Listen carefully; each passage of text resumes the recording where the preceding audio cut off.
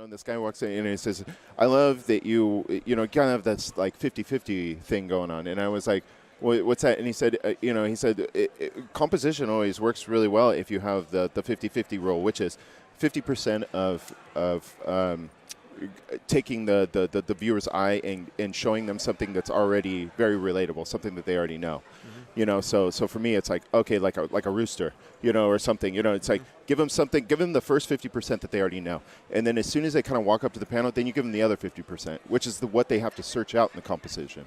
So you take something that's very, simple and surreal and something that everybody will know. Yeah. And then you just kind of take that other 50% and kind of flip it on its head a little bit. And it makes the viewer just like stare at it a little longer, and that's, I think that's the hardest part for a lot of artists is like you only get eyes on something for a very limited amount of time. Like if you read a comic, you're just kind of browsing through, and that people don't really take, they don't think about how long it took to actually draw all this. It's just like you get a second. Yeah.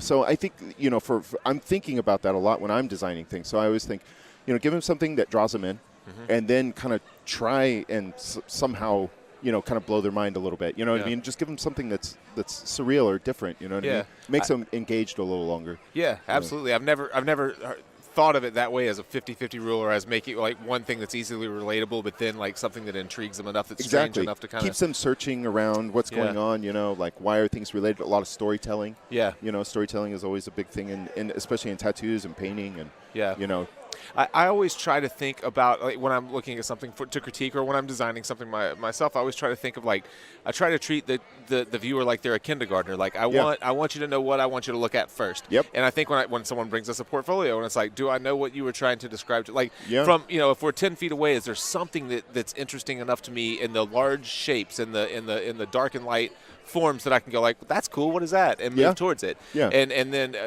so in that sense, we're talking about the same thing, something that's really recognizable that you understand. But then what keeps them there, once you get them there. Yeah, and it's that little bit of either color or subject matter, contrasting subject matter, maybe contrasting textures, contrasting something that kind of contrasts what's happening in your composition to then move the viewer's eyes to, what else is going on here, what I mean? Especially when they're kind of put in a position where they're like a little unfamiliar, and they kind of have to put the pieces together, as far as looking at something. So. Yeah.